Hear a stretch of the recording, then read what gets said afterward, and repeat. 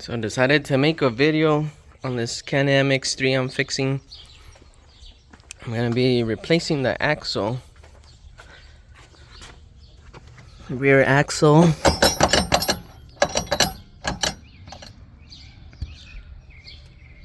Not sure how that happened. Customer said he just heard it after he punched it off the line, so it must have been dried out. But we'll get it replaced, and I'll show you guys how. I'm also testing a new jack. Had to get a new one. It's the Harbor Freight Special Daytona. They didn't have the lifted one, so I got this one. Let's see how it works.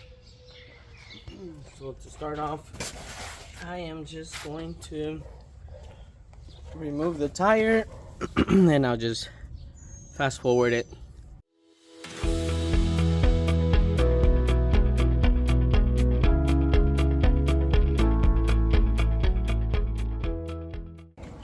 So this Can-Am is the 64-inch.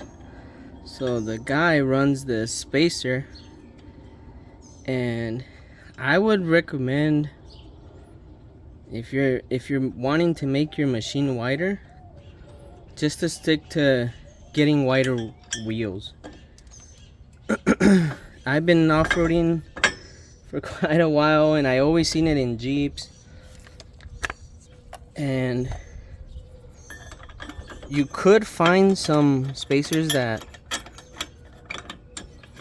are really good quality, but a lot of the time people don't spend the money and get quality spacers.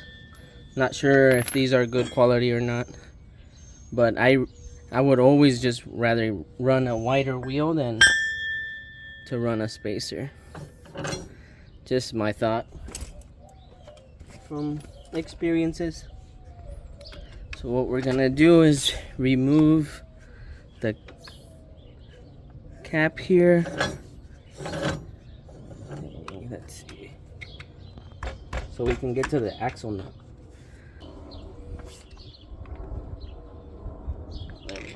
Just needed a smaller screwdriver to get in there. And it just pop off. It's just a plastic cap.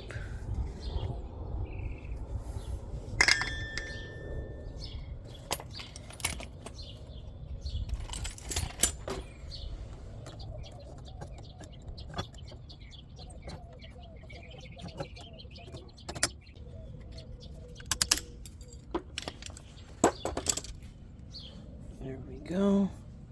And if I remember correctly, I don't have the exact nut for this, but I have one that works.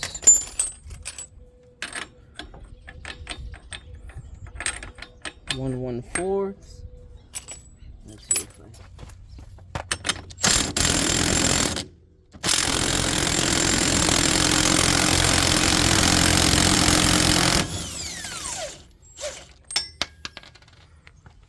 There we go. So the next step is to remove the radius rods from here. It's 3 bolts. I think they're all 18s. Let's check.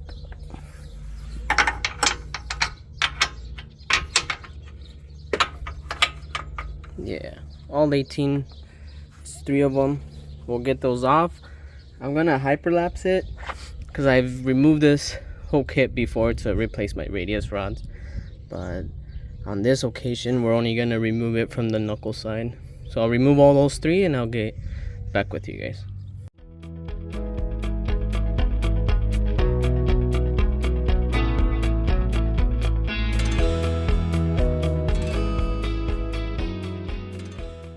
So now that I have all 3 removed, I should be able to just remove the axle, but it came off because it's so broken on that side.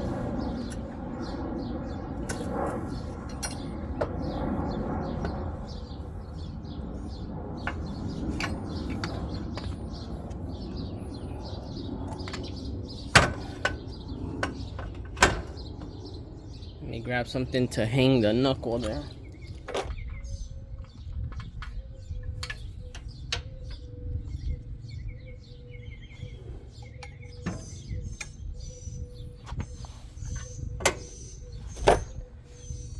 Here's the axle. It's good on one side, broken on the other. Must have been dry. All I can think of.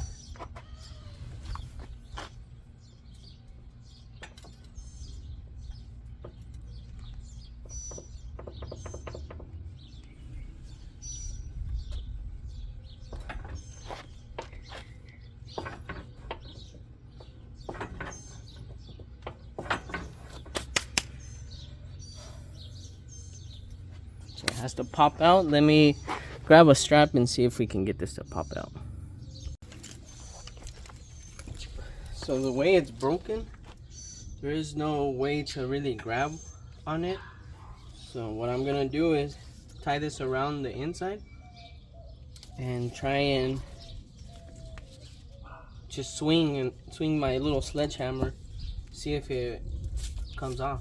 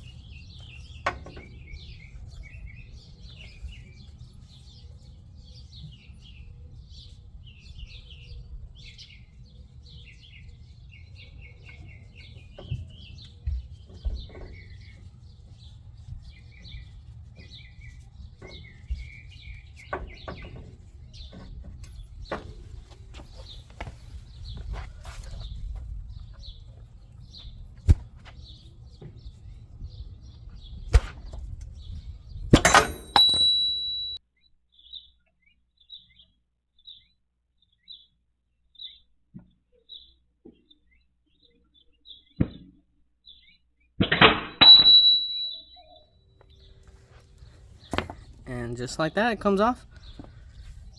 Just did a few swings.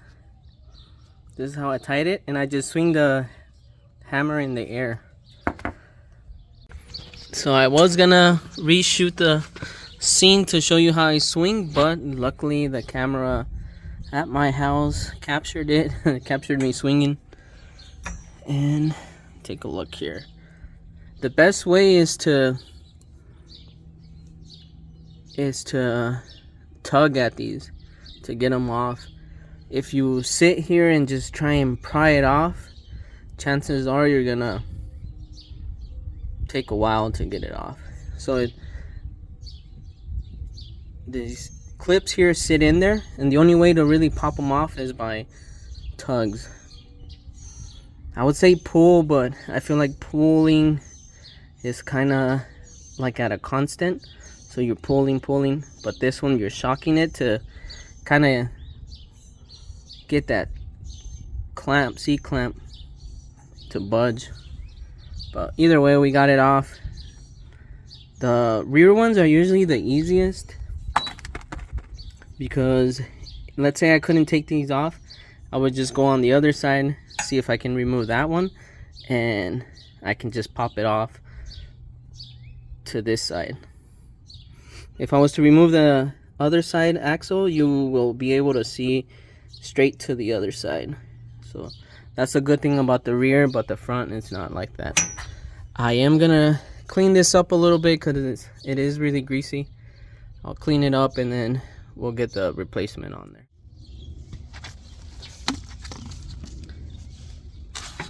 So this method really works with any type of axle. There really wasn't anywhere to grab on here.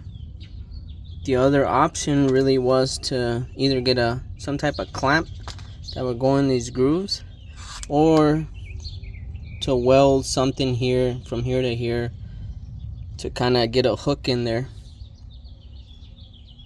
and be able to pull it out. But the method I did works. Hopefully it saves you guys. And this axle is pretty jacked up. And I forgot to show you guys my little sticker here. That's right, that's me all the way.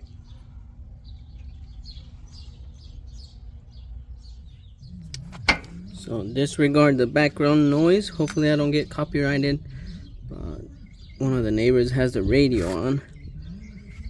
What I usually do, I clean this off. I'm gonna put my own lubricant and some anti-seize on it. The real reason you want anti-seize is so the C-clip doesn't seize up.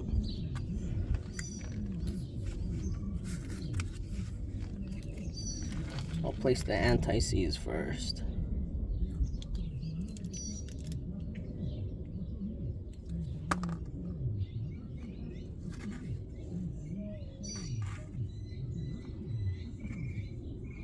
Not only the C-clip, but also this whole section here. Since this is used, it already has the O-ring here. It's right there where my thumb is. Make sure that when you're replacing, if you're using a used one, make sure it has it. If not, take it from the old one and just reuse it. Worst case scenario, it's better to have a used one than none.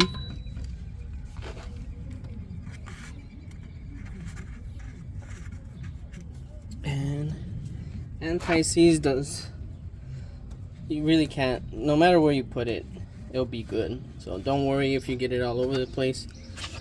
And then we're gonna add some grease. Hopefully I have some in here. Yes.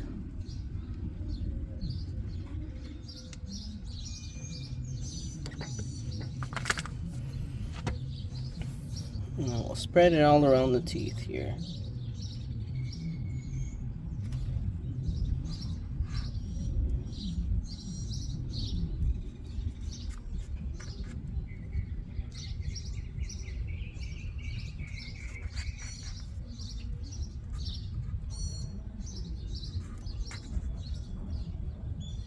So I'm ready to place this in.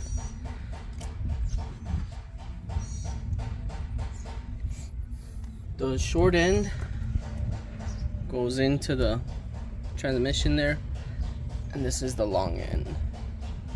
You can also see because the axle nut goes here. I'm actually gonna go straight instead.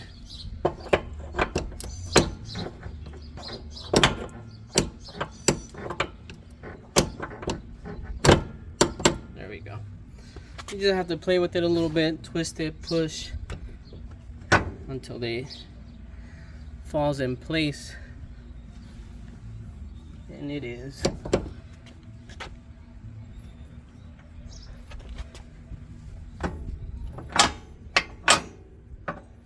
Now what I'm gonna do is, I have this arm sitting on the jack. I'm gonna lower it down a little bit so I can get this, the axle end or axle nut side inside the knuckle. So I'm gonna get everything put back together here, and I'll fast forward it. I'll see you when I have the knuckle in place again. I don't want to get copyrighted, and the radio is playing on my neighbor's side, so I'll just do this. It's pretty much goes back on the same way I removed it. If you have any questions, always just comment and I can try and help you out. I do have some of the prior videos that show this process, so I don't want to be too repetitive and make the video too long. So I'll see you in a little bit. So I repositioned my jack. I was having trouble getting the top radius rod to reach, so I repositioned my jack to the back side. Just gonna get this bar here Since I am by myself, this just helps me push the complete arm in the spot I need it to go.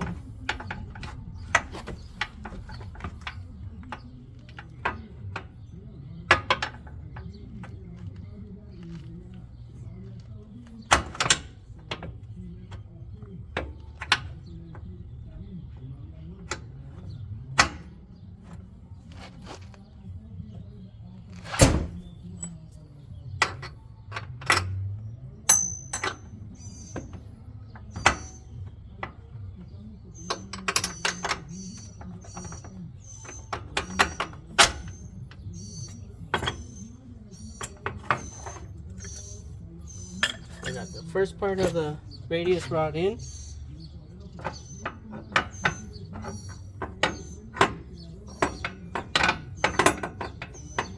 Now I just have to get it through the knuckle.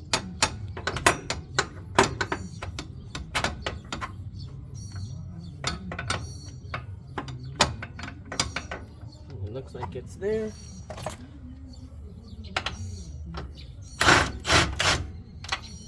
This one's a little trickier, just because the bolt goes behind.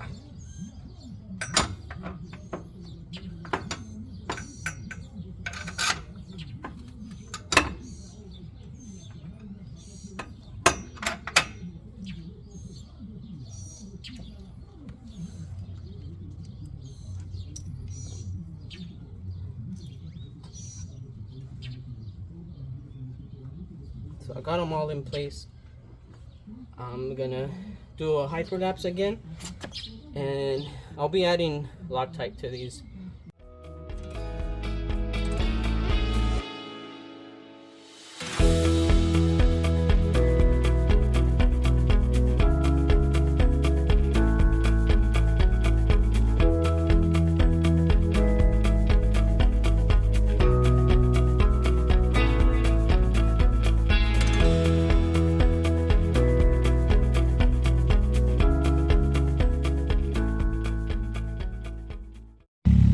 There you have it. That's pretty much how you change the axle. I do want to recommend you guys, if you're running wheel spacers, to always torque your wheel spacers at the very least. So I torqued the spacer lugs and the wheel lug nuts, and I did 91. I went with the canam recommendations. I couldn't find anything online that specified on the wheel spacer, so that's what I did. I'll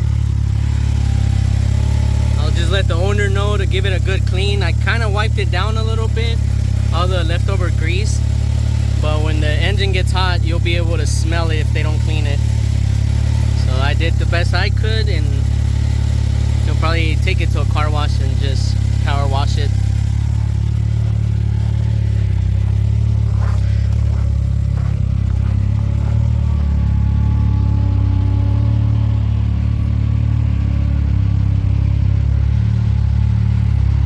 Also, I was gonna re-grease the wheel bearing, but once I took everything off, I couldn't get the brake disc off. So I'm pretty sure the wheel bearing is seized, or it's never came off, so it's seized to it. I will let the owner know that he'll probably need a new bearing or a whole wheel knuckle. So we wouldn't really know until it gets completely off.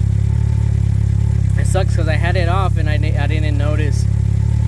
But oh well. I'll let them know. I went on a test drive already and it's working good.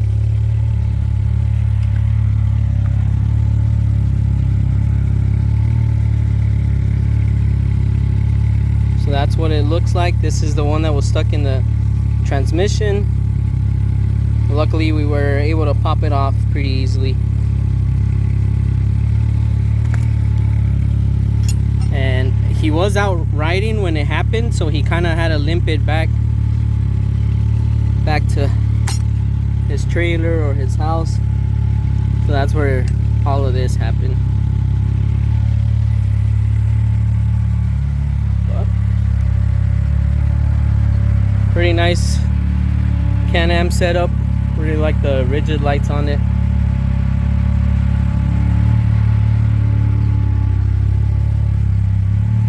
Well, there you have it. See you on the next video.